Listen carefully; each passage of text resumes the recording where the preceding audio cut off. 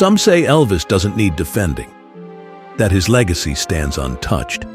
But ideas repeated long enough become truth, even when they're wrong. So the question isn't whether he needs defending, it's why that defense offends some people so much. Elvis, This Isn't Love, with Donna Presley. Hello everyone, I'm Donna Presley, and I want to welcome you to the Donna Presley official YouTube channel. Today, I want to talk to you about defending Elvis. I've often been told Elvis doesn't need defending. And at first, that sounds really respectful, as though his legacy is too great ever to be harmed. But when you examine it through logic and fact, that statement simply doesn't hold up. When I speak out about Elvis, I'm not arguing or idolizing. I'm safeguarding truth, protecting the integrity of what actually happened from those who have rewritten it for attention, for profit, or for control. People assume that fame protects a person's story, but fame doesn't protect. It distorts. In cultural studies, this is called narrative commodification. When a person's life is broken into fragments and sold as a product, and that's what happened to Elvis. His story has been rewritten so many times that the truth, the human truth, has been buried beneath the noise. Psychology explains how this distortion takes hold. The illusory truth effect, identified by Hasher, Goldstein, and Topino in 1977, proves that when people hear a statement often enough, even if it's false, their minds begin to accept it as true, simply because it feels familiar. So when false stories about Elvis's private life are repeated over and over in interviews, books, and online, familiarity replaces accuracy. And that's why silence is dangerous. If no one corrects the lie, it becomes the accepted version of history, and the damage runs even deeper when those distortions come from within. When people who once worked with Elvis, or who claim friendship or family ties, tell things that simply aren't accurate. Each time they do, confusion spreads further. Before long, the world no longer remembers the real man, only the noise surrounding him. I just simply cannot stand by and let that happen. As someone who grew up within the Presley family, I carry what historians call the ethics of testimony. In oral history scholarship, researchers like Alessandro Portelli and Valerie Yao remind us that first-hand witnesses carry both a duty and a risk.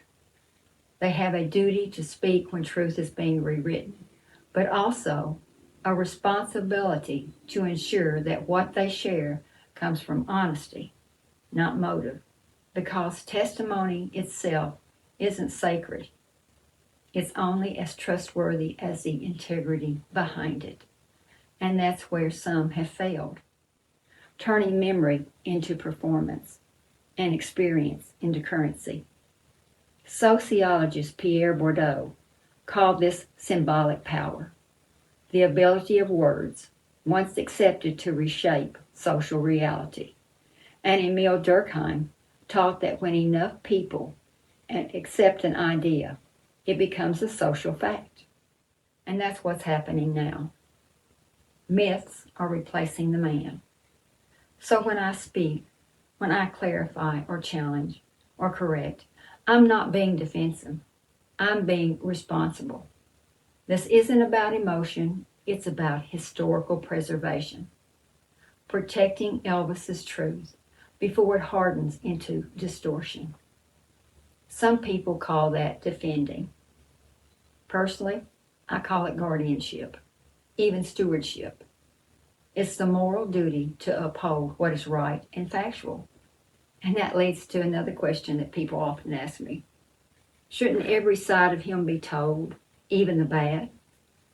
My answer is no. Not if the telling becomes exploitation. Not every story needs to be told, and certainly not every private moment should be made public. Many who claim to have seen things are only sharing perception, not proof.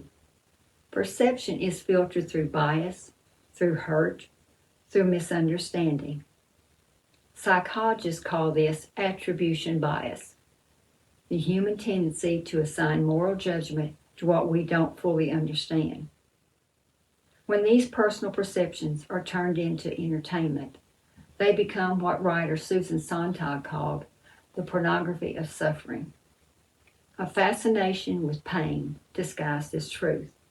That's where exposure turns into voyeuristic moralism, the urge to peer into another's hardship while pretending to be virtuous for doing it. Modern media thrives on this, a culture of trauma theater where pain becomes performance and tragedy becomes currency. It teaches nothing, heals nothing, and distorts everything. Academic ethics remind us that freedom of speech never cancels the principle of harm. Revealing someone's lowest moments without compassion or context is not transparency, it's absolute betrayal. If a story doesn't enlighten or teach, it shouldn't be told. Otherwise, it becomes symbolic violence, the act of harming someone, meaning through distortion. Sharing bad stories about Elvis without the truth of his generosity, his faith, or his exhaustion under relentless pressure is intellectually dishonest. It's an incomplete equation pretending to be fact. For those of us who were close to him, silence about certain things isn't deceit, it's moral restraint. Our duty is not to hide the truth, but to protect his dignity. Historians call this selective disclosure with purpose, telling what enlightens and heals, guarding what only wounds and degrades. There's no virtue in broadcasting humiliation. There is immense virtue in preserving humanity. So no, every bad thing should not be told, especially not by those who only think they saw what they saw. Repetition of those distortions feel the illusory truth effect.